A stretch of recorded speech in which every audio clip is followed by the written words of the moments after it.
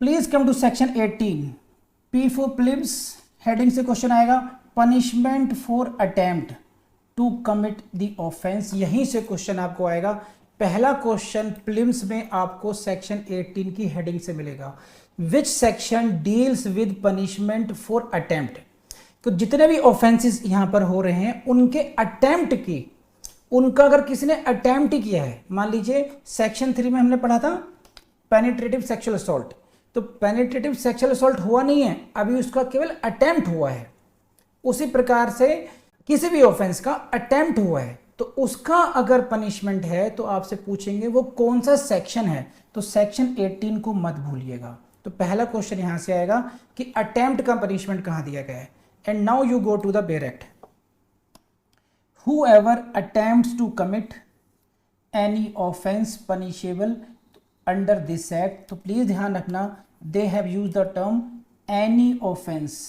Attempts to commit any offense, it may be 3, it may be 5, it may be 7, it may be 9 and so on.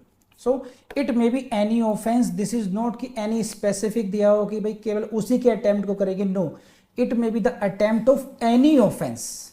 And second important बात क्या है कि what will be the punishment in this case, वही important है आपके लिए, बस समझना है इसमें। 1/2 of the life imprisonment, 1/2 of the longest term of imprisonment provided for that offense or with fine or with both। समझे? तो यहां से क्वेश्चन इतना आएगा कि अटेम्प्ट में कितना पनिशमेंट होगा। तो जो पनिशमेंट उस ऑफेंस का दिया गया है, जो पनिशमेंट उसका दिया गया है उसका आधा अटेम्प्ट में होगा वो। सही है? तो दो क्वेश्चन आपको मोटिवेटर ने बताए। फिर अब हम लैंग्वेज पढ़ लेते हैं एक बार। क्या है? whoever attempts, यहां से कोई क्वेश्चन बनता है क्या, देख लीजिए एक बार। whoever attempts any offense, whoever attempts to commit any offense punishable under this act to cause such offense to be committed and in such attempt does any act towards the commission of the offense।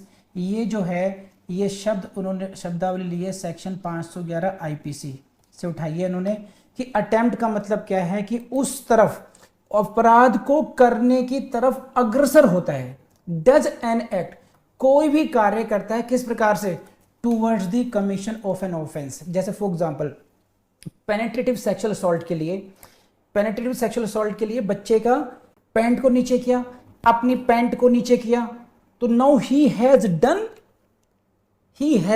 N act towards the commission of the offence. बच्चा चिल्लाया, तुरंत लोगों ने पकड़ लिया, तो it is what, he has tried to attempt and he has done an act towards the commission of the offence.